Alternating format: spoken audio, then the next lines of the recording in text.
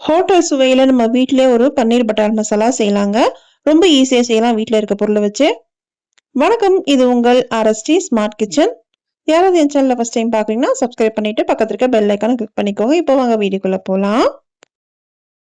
First அடுப்புல இது மாதிரி ஒரு குக்கர் வச்சுக்கோங்க. இதுல ஒரு 2 டேபிள் ஸ்பூன் எண்ணெய் சேர்த்துக்கிறேங்க. நீங்க எண்ணெய் நான் சேர்த்துருக்கேன். நீங்க பட்டர் இருந்தா பட்டர் சேர்த்துக்கோங்க. இல்லைன்னா நெய் இருந்தாலும் நெய் சேர்த்துக்கலாம். இதுல பார்த்தீங்கன்னா, ஒரு 2 பெரிய வெங்காயத்த நான் பெரிய சைஸா கட் பண்ணி சேர்த்துருக்கேன். நம்ம அரைக்க தான் போறோம்.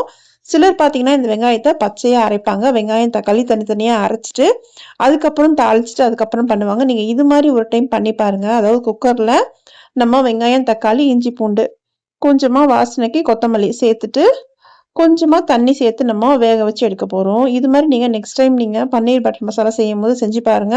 சூப்பரான நம்மளுக்கு ஒரு டேஸ்ட்டுக்கு கிடைக்கும். அதாவது நமக்கு ஒரு கிரீமியான ஒரு ஸ்ட்ரக்சரும் கிடைக்கும். நமக்கு டேஸ்ட்டும் நல்லாயிருக்கும். இதில பார்த்தீங்கன்னா, நான் கிரீம்லாம் எதுவுமே சேர்க்கலங்க. அது என்ன சேர்க்கிறேன்றத நீங்க லாஸ்ட் வரைக்கும் பாருங்க.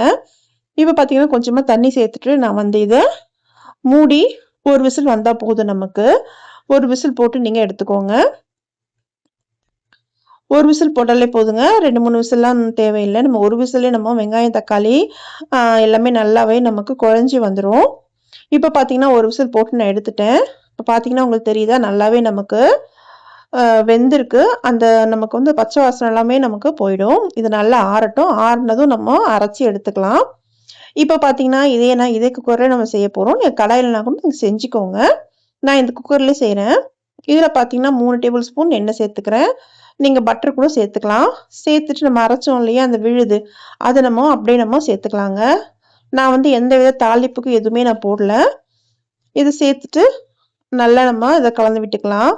இது திக்காவே இருக்கட்டும். நம்ம லாஸ்ட்டா கொஞ்சமா நம்ம தண்ணி அப்புறமா சேர்த்துக்கலாம். இப்ப பார்த்தீங்கன்னா, சிம்லயே வச்சு நல்லா அது கொதி வரட்டும். ஏன்னா இது ஃபர்ஸ்ட் நம்ம வேக வச்சுட்டோம்.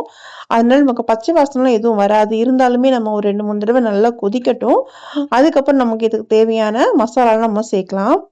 மசாலான்னு பார்த்தீங்கன்னா, நான் வீட்ல இருக்க பொருள் தாங்க சேர்க்கிறேன். இதுக்கான தனியா நான் பொடியெல்லாம் எதுவுமே ரெடி பண்ணல. நான் வீட்ல அரைச்சு வச்சிருக்க மிளகாத்தூள் ஒண்டி தான் நான் சேர்த்திருக்கேன். 2 ஸ்பூன் மிளகாத்தூள் போட்டு கொஞ்சமா மஞ்சத்தூள் சேர்த்திருக்கேங்க.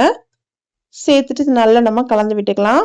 நம்ம இப்ப இது கொதிக்க வைக்கிறது பார்த்தீங்கன்னா, இந்த அ மிளகாத்தூள் போட்டோம் இல்லையா? அதோட பச்சை வாசனை போற வரைக்கும் நம்ம இத நல்லா கொதிக்க விடலாம்.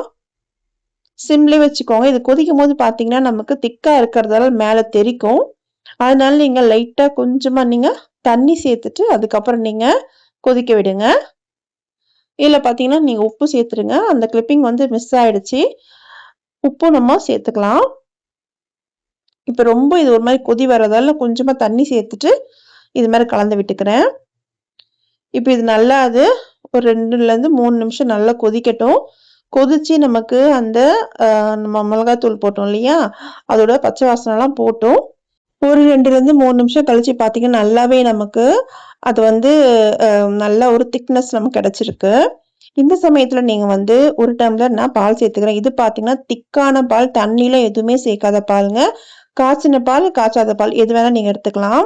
இந்த நேரத்துல நீங்க ஃப்ரெஷ் கிரீம் போடணும். நம்ம வீட்ல ஃப்ரெஷ் கிரீம் இல்லன்னா ஒண்ணுமே பிரச்சனை இல்ல. இது மாரி நீங்க 1 கப் திக்கான பால் சேர்த்தாலே போதுங்க. நமக்கு அந்த ஹோட்டல்ல கிடைக்கிற அந்த ஃப்ளேவர் நமக்கு கிடைக்கும். கண்டிப்பா நீங்க நெக்ஸ்ட் டைம் செய்யும்போது இது மாரி செஞ்சு பாருங்க. இதுக்காக நம்ம ஃப்ரெஷ் கிரீம் வாங்கணுன்ற அவசியமே கிடையாது. வீட்ல இருக்க பொருள வச்சு சூப்பரா நம்ம ஹோட்டல் ஸ்டைல்ல பன்னீர் பட்டர் மசாலா செய்யலாங்க. இது பார்த்தீங்கன்னா, ஒரு 2 கொதிக்கட்டும். ஏன்னா நம்ம பால் ஊத்திருக்கோம் இல்லையா? அது கொதிச்சு வரட்டும். இது மாரி கொதிச்சதும், அதுக்கப்புறம் நம்ம பன்னீர் நம்ம சேர்க்க போறோம். பன்னீர் பார்த்தீங்கன்னா, நான் சின்ன சின்ன கியூப்ஸ் மாரி கட் பண்ணியிருக்கேன். இத நான் இப்போ கட் பண்ணதும் தண்ணீல போட்டு வச்சுட்டேங்க. நீங்க அப்படியே வச்சீங்கன்னும்போது நமக்கு ஒரு புளிப்பு தன்மை வந்துரும். அதனால கட் பண்ணதுமே தண்ணீல நீங்க போட்டு வச்சுருங்க. இது மாரி போட்டு வைக்கும்போது என்ன ஆகும்னா, நல்லா நமக்கு ஒரு சாஃப்ட்னஸும் நமக்கு கிடைக்கும். இப்ப பார்த்தீங்கன்னா, இது நல்லா கொதிச்சிருச்சு. இந்த சமயத்துல நம்ம எடுத்து வச்ச அந்த பன்னீர அப்படியே சேர்த்துக்கலாம். இத பார்த்தீங்கன்னா, நீங்க தவால ஃப்ரை பண்ணிட்டு கூட நீங்க சேர்க்கலாம். நான் ஸ்ட்ரெயிட்டாவே அப்படியே சேர்க்கிறேன். இதுவும் நல்லா டேஸ்ட்டா தான் இருக்குங்க. நீங்க ஃப்ரைட் ரைஸ்லாம் செய்யும்போது நீங்க தவால நல்லா ஃப்ரை பண்ணிட்டு பன்னீர் நீங்க சேர்க்கலாம். நம்ம பட்டர் மசாலாக்கு இது மாரி சேர்க்கும்போது நல்ல ஒரு சாஃப்ட்னஸா இருக்கும். சாப்பிடறதுக்கும் நல்லாருக்கும். அவ்வளோதான். இத நம்ம சேர்த்துட்டோம். சேர்த்ததும் ஒரு 2லேருந்து 3 நிமிஷம் நல்லா கொதிக்கட்டும்.